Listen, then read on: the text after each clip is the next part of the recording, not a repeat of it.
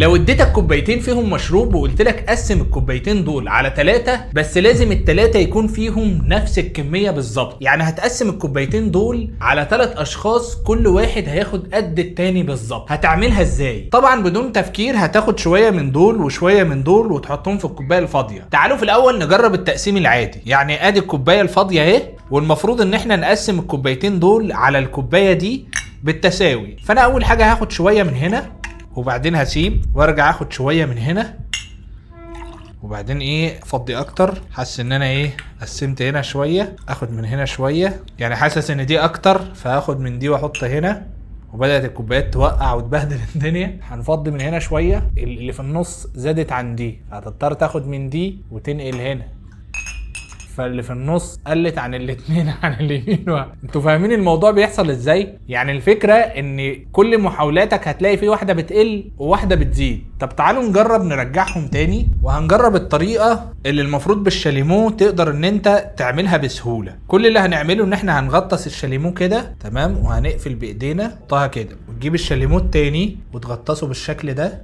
وتسحب تسيب بالشكل ده، وكل اللي هيحصل قدامك دلوقتي سحر. تلاقي 3 كوبايات بيتقسموا على بعض، يعني الكوبايتين بيتقسموا على الكوبايه الثالثه بشكل سريع جدا وبدون مجهود، بنفس المقدار بالظبط. كل اللي انت عملته ان انت حطيت الشاليمو عشان تقسم كوبايات بالتساوي. موضوع بسيط جدا وسهل وممتع. لو عجبتك الفكره جربها بنفسك وقول لنا عرفت تعملها ولا لا. بس اهم حاجه ما تنساش تعمل لايك وفولو علشان التجربه الجايه اغرب. يلا سلام.